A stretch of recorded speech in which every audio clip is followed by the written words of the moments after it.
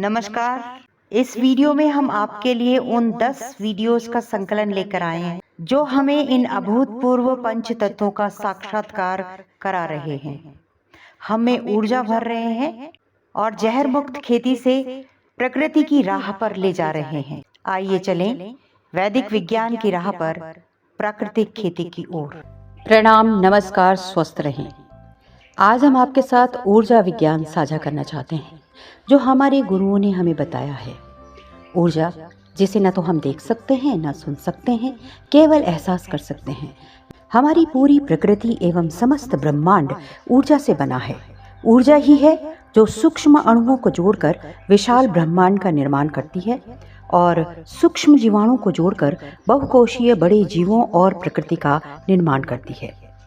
प्रकृति को बनाने वाली कुल 9 ऊर्जाओं में से 7 ऊर्जाएं प्रकृति का निर्माण करती हैं और 8वीं ऊर्जा इनका बीज है तथा 9वीं ऊर्जा परिणाम है। चेतन प्रकृति बनी है जीवाणु से, जड़ प्रकृति बनी है अणु से, अणु बने हैं परमाणु से और परमाणु बना है क्वार्क से और क्वार्क बना है छंद से अर्थात कंपन से। ये कंपन अर्थात छंद ही ऊर्जा है। हमारे पूर्वजों ने हमारी ऊर्जा को अच्छी तरह से समझ लिया था, इसीलिए ऊर्जा विज्ञान की ये शक्तियों को छंद का नाम दिया। छंद का उल्लेख ऋग्वेद में भी मिलता है। हमारे पूर्वजों ने इन छंदों का नाम ही दुर्गा दिया है। हमारे शरीर में चक्र हैं जो कि ऊर्जा के केंद्र हैं, जिनके माध्यम से अंतरिक्ष ब्रह्मांड की ऊर्जा मानव शरीर में प्रवाहित होती है। पहली ऊर्जा है शैलपुत्री। यह ऊर्जा पार्टिकल नहीं है, ठोस स्वरूप में है, लुप्त प्रकट होती रहती है। सभी अणुओं, ग्रहों, तारों का भार यही ऊर्जा देती है। मानव के भीतर एक रहस्यमयी शक्ति निवास करती है जो गहरे आवरण में छिपी हुई है। इसका संबंध अवचेतन मन से है, जिसमें पिछले जीवनों के कर्म और अनुभव संचित रहते हैं। कर्म सिद्धांत के अनुसार मूलाधार चक्र को जागृत करने वाली है ये ऊर्जा शैलपुत्री। ये चक्र प्राणी के भावी प्रारब्ध निर्धारित करता है। दूसरी ऊर्जा है ब्रह्मचारिणी। ब्रह्म यानी कि इलेक्ट्रॉन को पकड़कर रखने वाली ऊर्जा। यह पहली ऊर्जा से उत्पन्न हुए ग्रहों, तारों को गुरुत्वाकर्षण शक्ति के माध्यम से स्थिरता प्रदान करती है। यह स्थिर है, सौम्य है और शांत है। इसी ऊर्जा के कारण एक ग्रह दूसरे ग्रह से नहीं टकराते हैं। तीसरी ऊर्जा है चंद्रघंटा। ये एकाग्रता की प्रतीक है। असल में नाद ही सृष्टि की चलायमान शक्ति है। ये ओंकार का स्रोत है और सृष्टि की प्रथम ध्वनि है।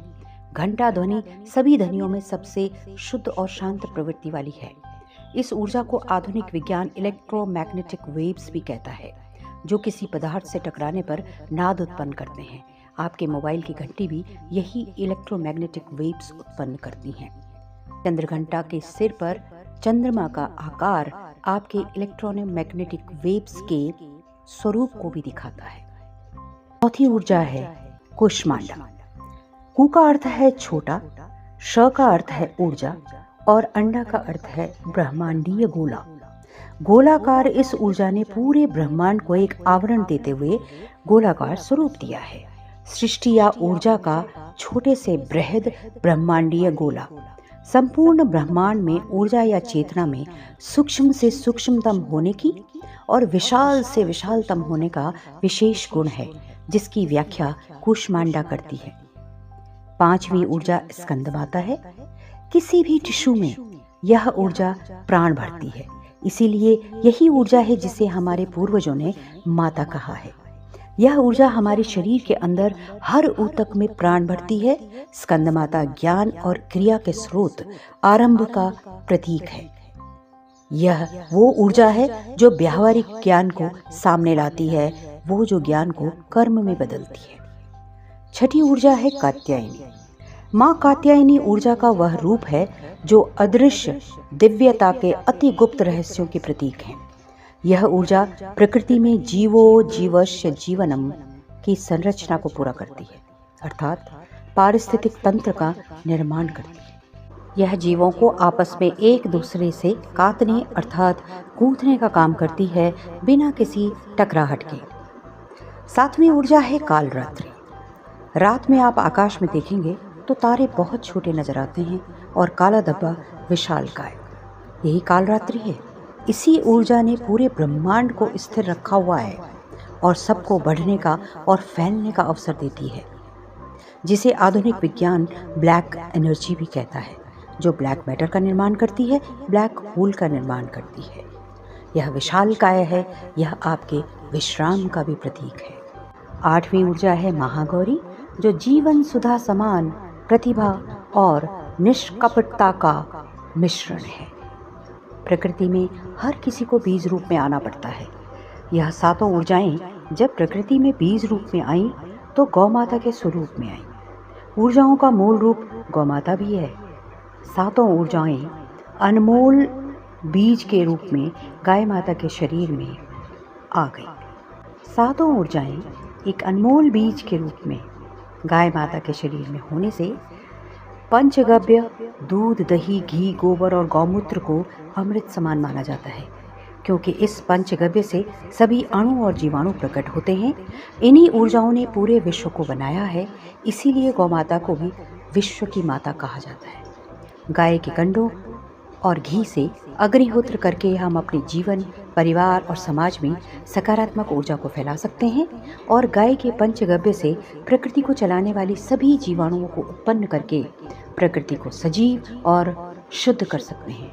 इसीलिए कहते हैं कि ये ऊर्जा महागौरी हमें सोचने और समझने का विवेक प्रदान करती है।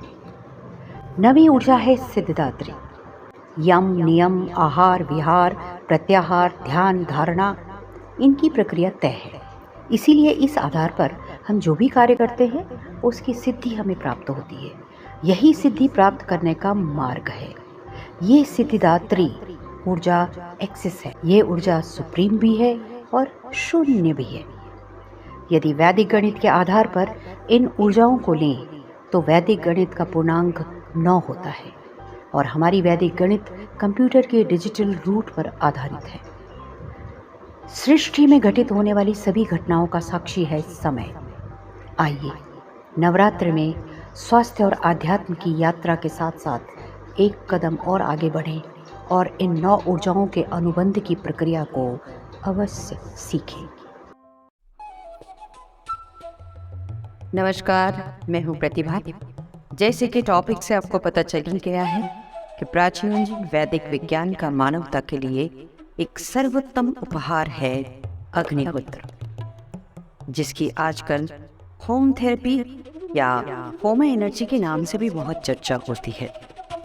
आप भी ये अवश्य जानना चाहेंगे कि अग्निहोत्र क्या है। तो सूक्ष्म सरल मंत्रों के द्वारा सूर्योदय और सूर्यास्त के सर्कैडियन रिदम के साथ समन्वयित भारतीय गाय के गोबर के कंडे की अग्नि में चुटकी भर अक्षत एवं घी की 2 बूंद आहुतियों के द्वारा सकारात्मक ऊर्जा के प्रसारण की प्रक्रिया है अग्निहोत्र। सनातन काल से ही हमारे देश में यज्ञ की परंपरा रही है। बाद में कुछ सालों तक लोग इसे मात्र कर्मकांड मानते रहे हैं, लेकिन आधुनिक रिसर्च और पुणे के जीवाणु वैज्ञानिकों की शोध से भी पता चला है कि अग्निहोत्र मस्तिष्क की कोशिकाओं को नवीनीकृत करता है तथा इससे निकलने वाली गैसों में शरीर की रोग प्रतिकारक शक्ति बढ़ाने की एवं रोगाणुओं को निष्क्रिय करने की अद्भुत क्षमता है। भारतीय वायुसेना और थल सेना के चिकित्सकों lieutenant colonel GR Gorecha, lieutenant colonel Madan Deshpande, air commodore IC Sethi, captain RS Singh ने भी नशे के आदि और स्नैक एडिक्ट पर अग्निहोत्र के प्रभाव का एक पेपर 10 जनवरी 1987 को इंडियन साइकेट्रिस्ट सोसाइटी के वार्षिक अधिवेशन कोलकाता में प्रस्तुत किया था। उनका मानना था, The result of our preliminary experiment in this case is new hope in the field. Our experiment affirms the claim made by Agnihotra or Homa therapy. Mumbai के माइक्रोबायोलॉजिस्ट श्री अरविंद मुंडकर ने भी अपने प्रिलिमिनरी एक्सपेरिमेंट्स में बताया कि अग्निहोत्र से वायुमंडल में मौजूद 91.4% हानिकारक बैक्टीरिया निष्क्रिय हो जाते हैं। अमर उजाला की एक रिपोर्ट के अनुसार भोपाल में दिसंबर 1984 में हुई गैस त्रासदी में तबाही की इस आंधी में हजारों परिवारों के बीच उस भयानक रात को भी कुशवाहा परिवार ने हर रोज की तरह अग्निहोत्र यज्ञ किया। इसके लगभग 20 मिनट के बाद ही उनका घर और उसके आसपास का वातावरण मिथाइल आइसोसाइनाइड गैस से आजाद हो गया था। वैदिक विज्ञान ने मानव के साथ साथ वैदिक कृषि की जैविक और प्राकृतिक खेती में भी अग्निहोत्र को समग्र दृष्टिकोण देने वाला बताया है। यह पौधे की कोशिकीय संरचना में बदलाव का कारण बनता है, पौधे के स्वाद, आकार, बनावट और पोषण में सुधार करता है और हानिकारक विकिरण और रोगजनित बैक्टीरिया को बेअसर करता है। अग्निहोत्र भस्म और फिटकरी के द्वारा बनाया गया ऊर्जा जल भूमि की नकारात्मकता को खत्म कर देता है। इससे भूमि का उपजाऊपन बढ़ जाता है। अग्निहोत्र के वातावरण में उगाए जाने वाले पौधे सूखे को बेहतर ढंग से झेलने में सक्षम होते हैं। यह एक वर्ष के दौरान फसलों की संख्या को बढ़ा देते हैं, जिससे कि उत्पादक चक्र छोटा हो जाता है और क्षेत्रपाल अर्थात कृषक को फायदा मिलता है। अग्निहोत्र ऊर्जा से उत्पन्न होने वाले प्रभाव पर आज दुनिया भर में Japan, Poland, Czechoslovakia, Germany, Australia और अमेरिका आदि में भी अध्ययन कार्य हो रहे हैं। यूरोप में तो कारों, बसों और दुकानों के शो विंडोज पर ये स्टिकर लगे देखे जा सकते हैं, heal the atmosphere, perform Agnihotra. German association of Homa therapy के president doctor Ulrich Berg Agnihotra और होमाथेरेपी के अद्भुत परिणामों पर एक गहन और विस्तृत रिपोर्ट भी दे चुके हैं। हमारे वैदिक विज्ञान के जैसे ही पूरे विश्व में मानव हो या प्रकृति, दोनों के लिए केवल अग्निहोत्र को ही सर्वांगीण पद्धति माना गया है। आइए अब जानते हैं कि अग्निहोत्र करने की प्रक्रिया क्या है। सबसे पहले सूर्योदय व सूर्यास्त के टाइम टेबल हेतु हमने अग्निहोत्र बडी ऐप को डाउनलोड कर रखा है। पिरामिड के समान का एक निश्चित नाप तांबे का अग्निहोत्र पात्र हमने सोल ऐप से मंगवाया है। देसी गाय के गोबर के उपले हमारे पास है, कपूर है, देसी गाय का घी, अक्षत और माचिस की आवश्यकता पड़ती है। अग्निहोत्र में सबसे जरूरी है समय का ध्यान, इसलिए सूर्योदय और सूर्यास्त से 15 मिनट पहले का अलार्म हमने अग्निहोत्र बडी पर लगा रखा है।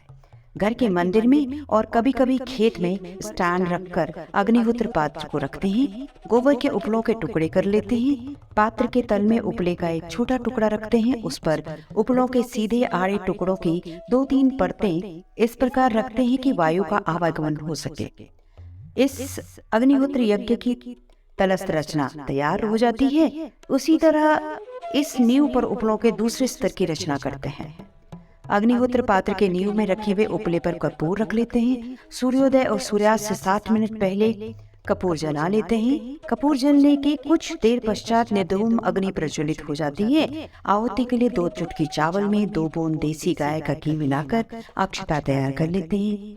सूर्योदय अथवा सूर्यास्त का समय होते ही उसी मिनट पर हम इन मंत्रोच्चार के साथ आहुति देते हैं। सूर्योदय के समय सूर्याय स्वाहा, सूर्याय इदं नमः, प्रजापतये स्वाहा, प्रजापतये इदं नमः, अग्नये स्वाहा, अग्नये इदं नमः, प्रजापतये स्वाहा, प्रजापतये इदं नमः।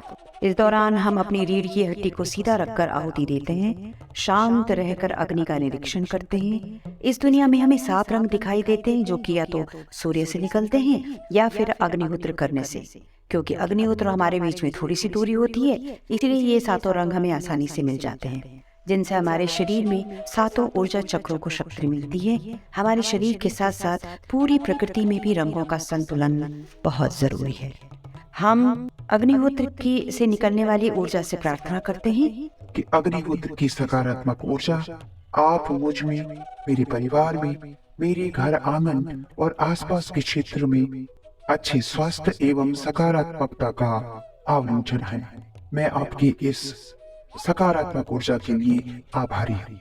पुनः इस प्रक्रिया को करने से पहले राख को अग्निहोत्र पात्र से अलग करके हम घड़े में भर लेते हैं और फिर से उपलों की रचना करते हुए अग्निहोत्र करते हैं। ये राख अत्यंत मूल्यवान औषधि है। इस अग्निहोत्र भस्म से ऊर्जा जल कैसे और क्यों बनाना है, इसकी वीडियो भी इसी चैनल पर उपलब्ध है। आपसे निवेदन है कि चैनल को सब्सक्राइब कर दीजिएगा ताकि नोटिफिकेशन आप तक पहुंच जाए।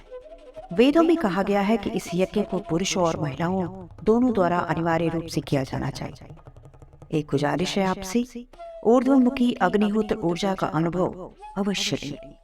एक बार अग्निहोत्र करके तो देखिए। बस 2 मिनट अपनी जिंदगी के दीजिए और हो जाइए चिंता मुक्त, स्वयं के साथ साथ विश्व कल्याण हेतु भी। नमस्कार, मैं हूँ प्रतिभा। आधुनिक विज्ञान कहता है कि किसी भी वस्तु को प्रोसेस करने से उसमें हानि होती है, लेकिन हमारे आयुर्वेद के ग्रंथों में हमारे ऋषि मुनियों ने पहले ही बता दिया था कि कुछ जो वैज्ञानिक तथ्य आज आपके सामने रख रहे हैं। वायुमंडल में प्राणवायु ऑक्सीजन की अधिकतम मात्रा 21% है, लेकिन यह मात्रा भारत के किसी भी गांव में 18 या 19 से ज्यादा नहीं, और शहरों में तो 11 या 12% तक ही है। भारतीय गाय के ताज़ा गोबर में प्राणवायु ऑक्सीजन की मात्रा 23% होती है। जब इस गोबर को सुखाकर कंडा बनाया जाता है तो इसमें ऑक्सीजन की मात्रा बढ़कर 27% हो जाती है, और जब इस कंडे को जलाकर जो राख बनती है तो उसमें ऑक्सीजन की मात्रा बढ़कर 30% हो जाती है। इसी को भस्म बना देने पर प्राणवायु 46.6% हो जाती है, और जब भस्म को दोबारा जलाकर विशुद्ध भस्म बनाते तो इसमें 60% तक प्राणवायु आ जाती है ना गजब की बात। तो जब ये भस्म, ये राख इतनी इम्पोर्टेंट है, महत्वपूर्ण है, तो गाय कितनी महत्वपूर्ण होगी, विचार कीजिए।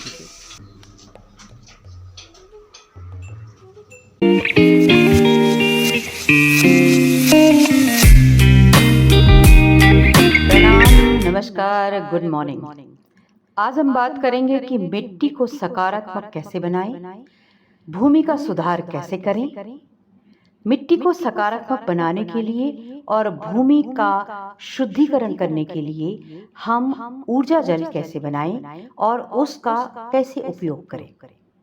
ऊर्जा जल बनाने की प्रक्रिया से पहले आपसे निवेदन है कि आप हमारे इसी चैनल पर उपलब्ध मानवता के लिए वरदान अग्निहोत्र ये वाला वीडियो अवश्य देखें, और उसे हमने आई बटन पर भी दे दिया है और नीचे लिखे हुए हमारे डिस्क्रिप्शन बॉक्स पर भी दिया गया है।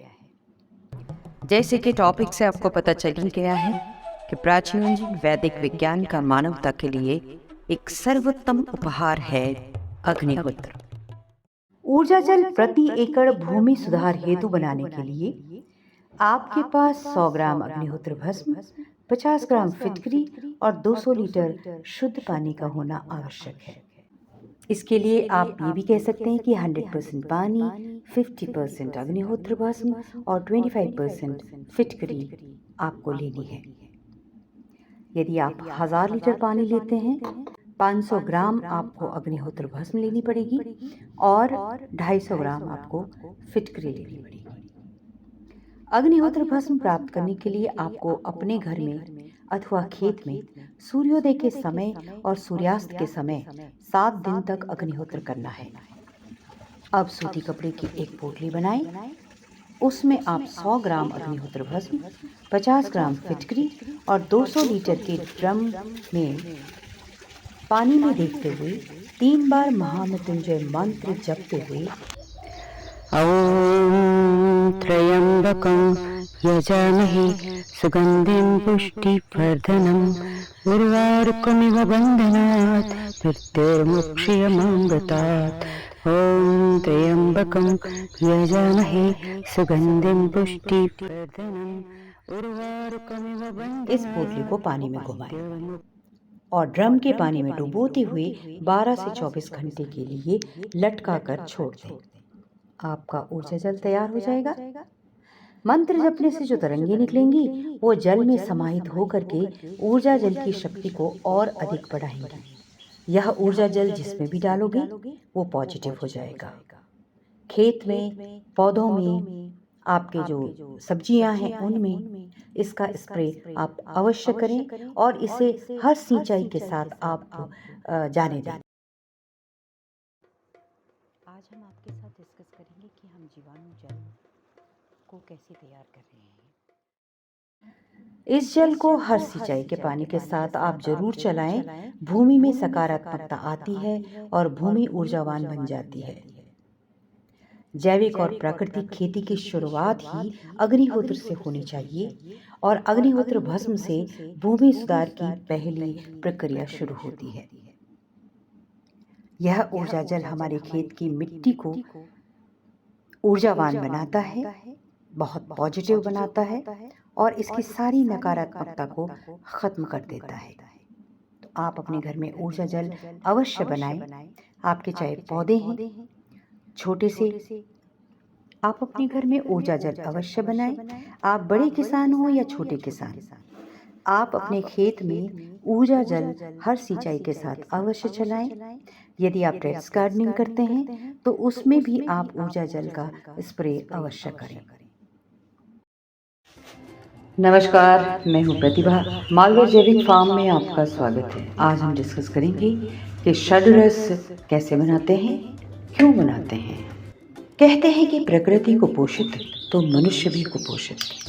यदि प्रकृति का स्वास्थ्य सही नहीं होगा तो मनुष्य का स्वास्थ्य भला कैसे सही रह सकता है।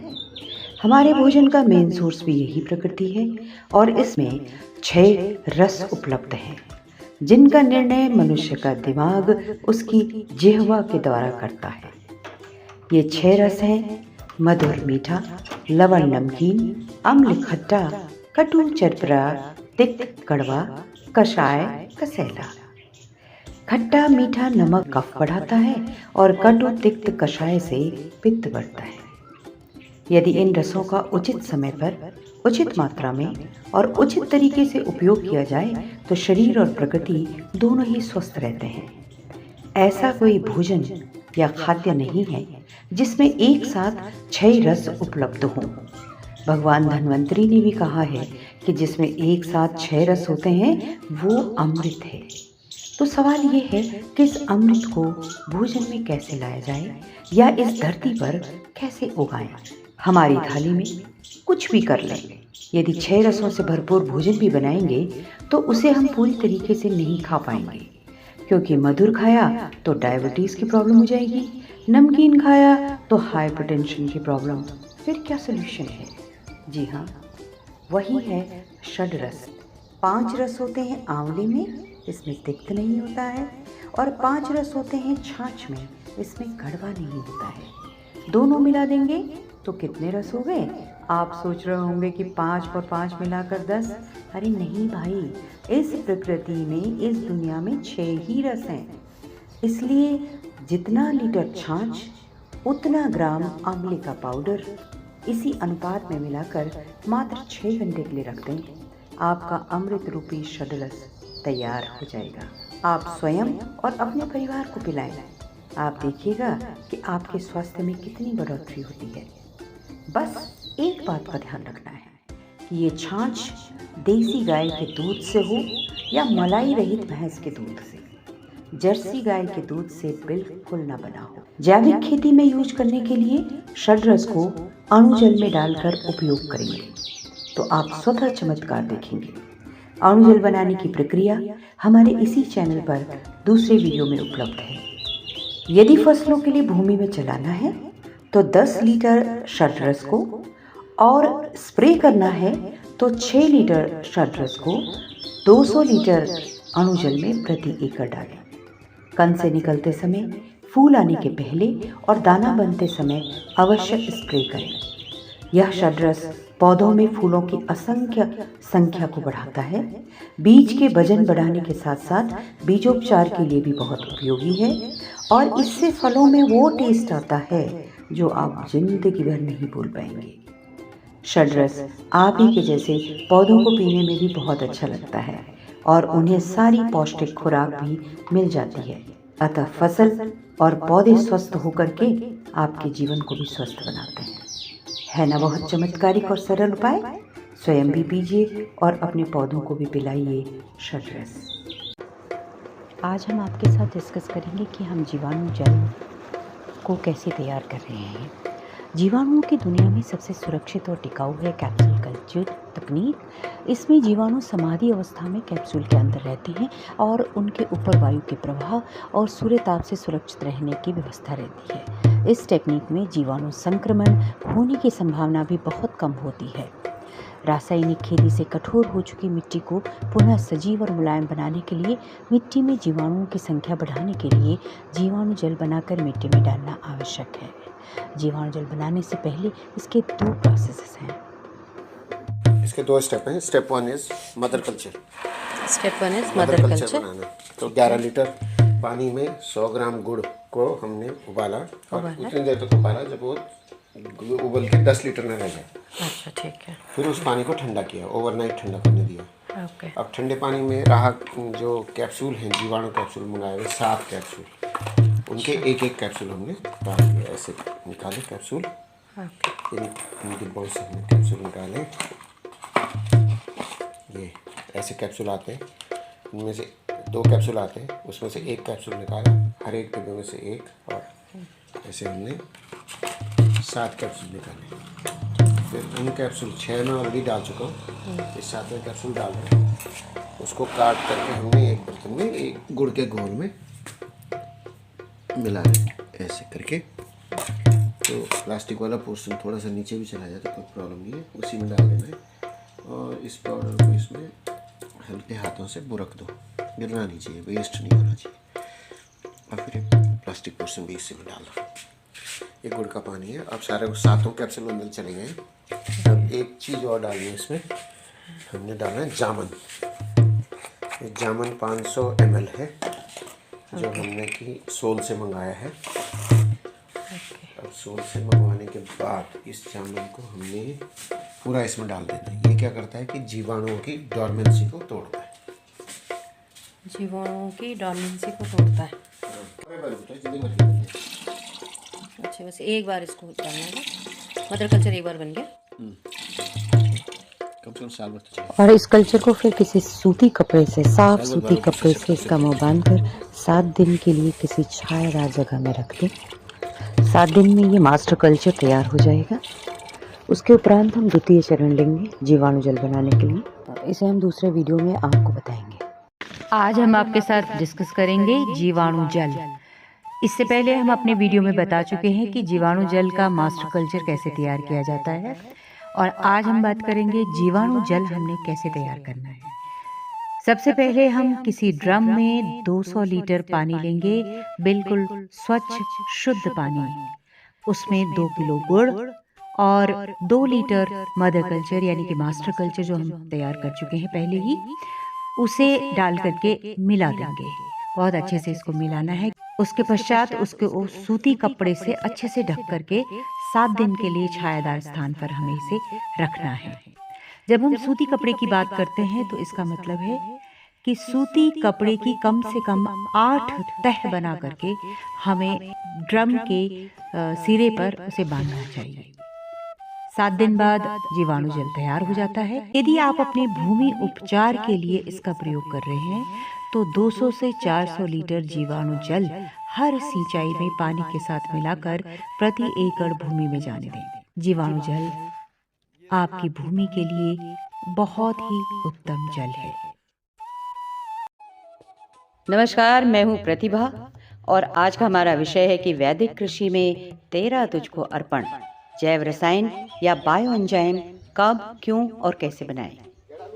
जिस प्रकार से एंजाइम मानव शरीर में केमिकल प्रतिक्रियाओं को तेज करने में मदद करते हैं, भोजन को पचाने, शरीर से विषाक्त पदार्थ खत्म करने और इसके साथ साथ हजारों कामों को करने के लिए आवश्यक होते हैं, उसी प्रकार से पौधों के लिए भी ये बायो एंजाइम बहुत महत्वपूर्ण है। प्रकृति में फसलों को स्वस्थ रखने के लिए सूक्ष्म पोषक तत्वों की आवश्यकता होती है। बस इतना समझ लीजिए कि फसलों में जीवन लाने का स्रोत है जैव रसायन। मालवर जैविक फार्म में हमारी टैगलाइन है, प्रकृति स्वस्थ सुदृढ़ पोषित तो मनुष्य भी स्वस्थ सुदृढ़ पोषित। इसके लिए हम कृषि जगत के गुरुओं के बताए रास्ते पर चलते हुए वैदिक कृषि के तेरा तुझको अर्पण सिद्धांत को अपनाते हुए मीठा बायो एंजाइम तैयार कर रहे हैं। जैव रसायन हम 4 प्रकार से बनाते हैं: मीठा जैव रसायन, कड़वा, खट्टा और पुष्प जैव रसायन। ये सभी प्रकार के जैव रसायन हम तैयार करते जा रहे हैं और आपके बीच में वीडियो के जरिए भी आते रहेंगे। बस आपसे निवेदन है कि चैनल को सब्सक्राइब कर दीजिएगा ताकि आपको नोटिफिकेशन पहुंच जाए। इस वीडियो में हम बात करेंगे बेल के मीठे जैव रसायन की। बेल का फल बहुत ही उम्दा होता है, बहुत लाभकारी है। उसका रसायन बनाया जाता है तो न केवल भूमि और फसलों के लिए, स्वास्थ्य के लिए, बल्कि हमारे स्वयं के अच्छे स्वास्थ्य के लिए भी वो बहुत अच्छा है।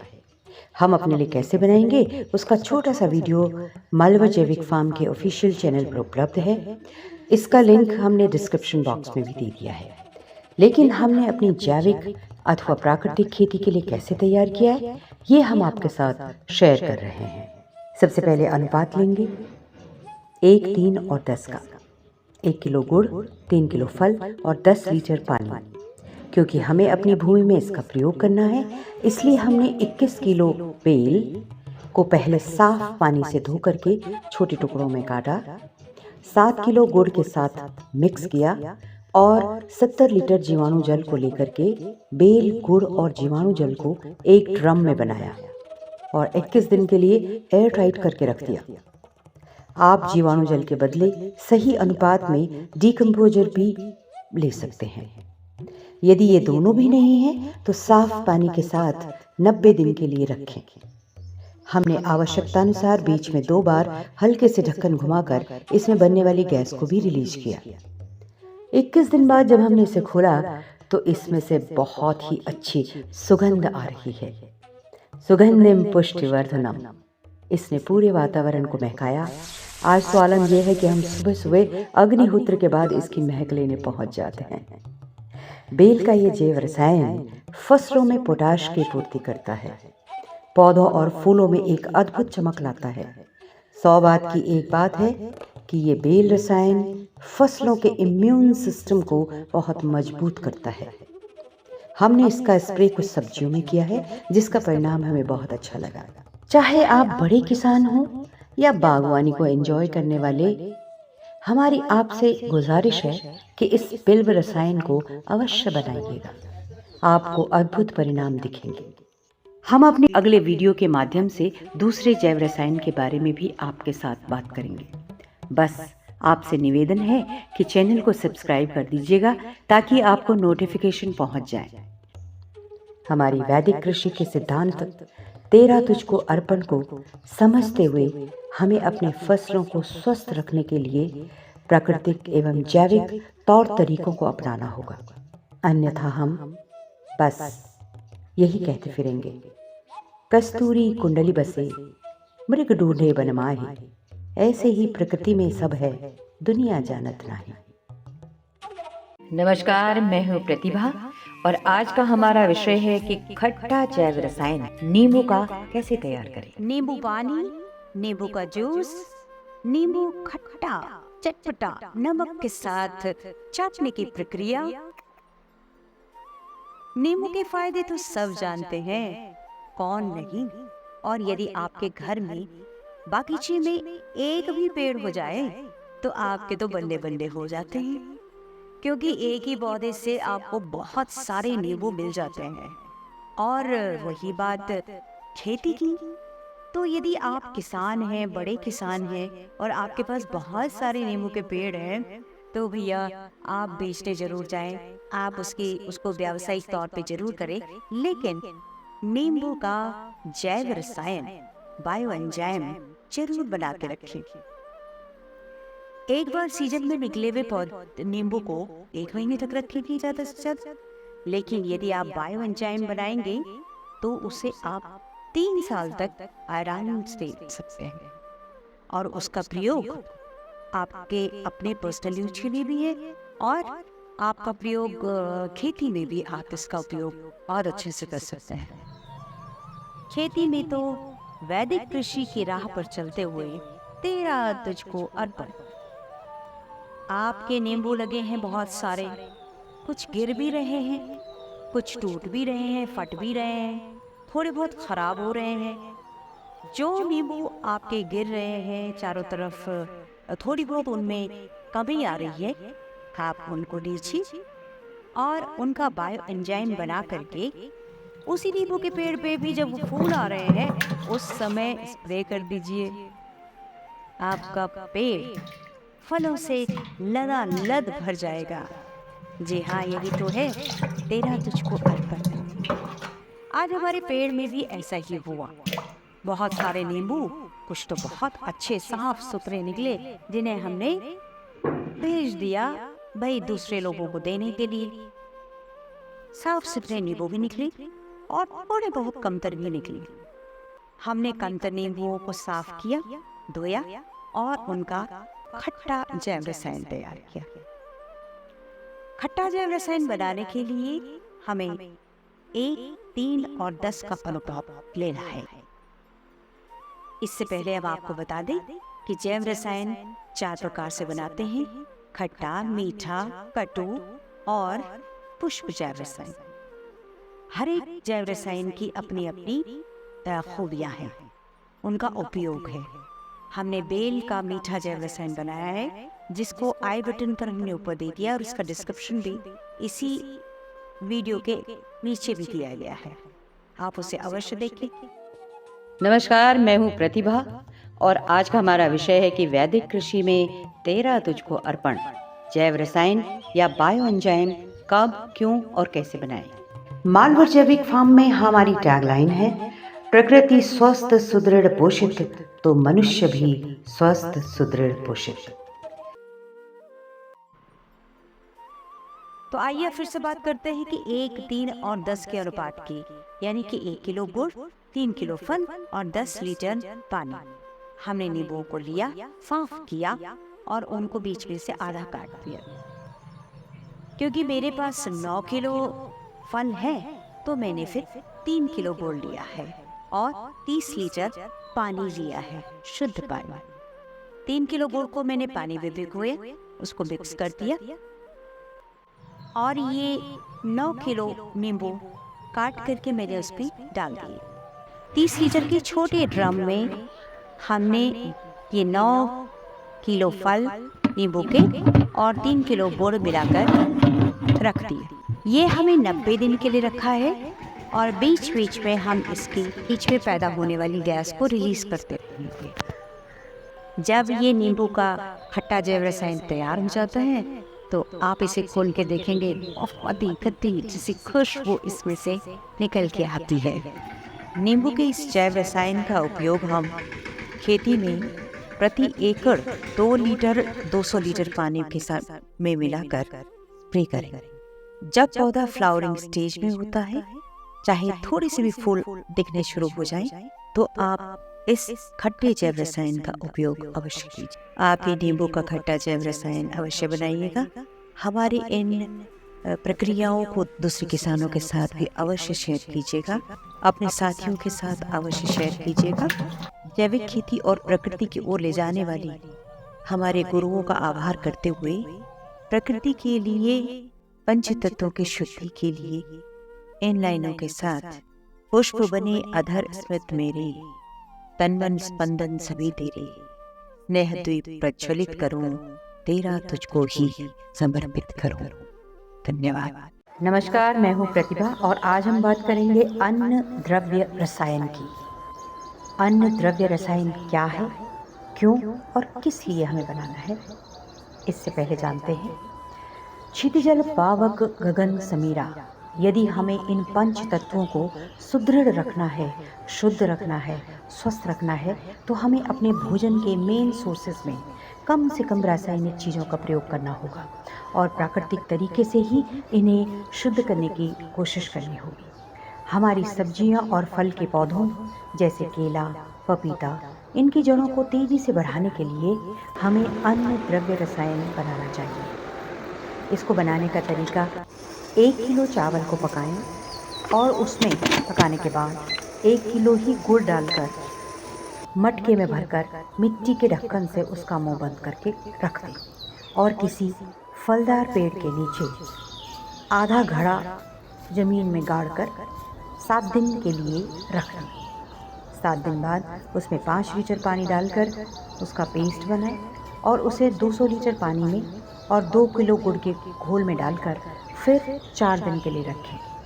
उसके बाद सब्जियों और फल जैसे केला, पपीता आदि की जड़ों में डाल दें। इससे फसलों की सफ़ेद जड़ें बहुत तेज़ी से बढ़ती हैं और फसल स्वस्थ और उम्दा किस्म की होती है। चाहे आप बड़े किसान हैं या फिर छोटे से बागवानी करने वाली महिला, आप इस अन्न द्रव्य रसायन को अवश्य बनाएं। आपको लाभ होगा और प्राकृतिक तौर पर स्वस्थ सब्जियां और फल आपको मिलेंगे। धन्यवाद।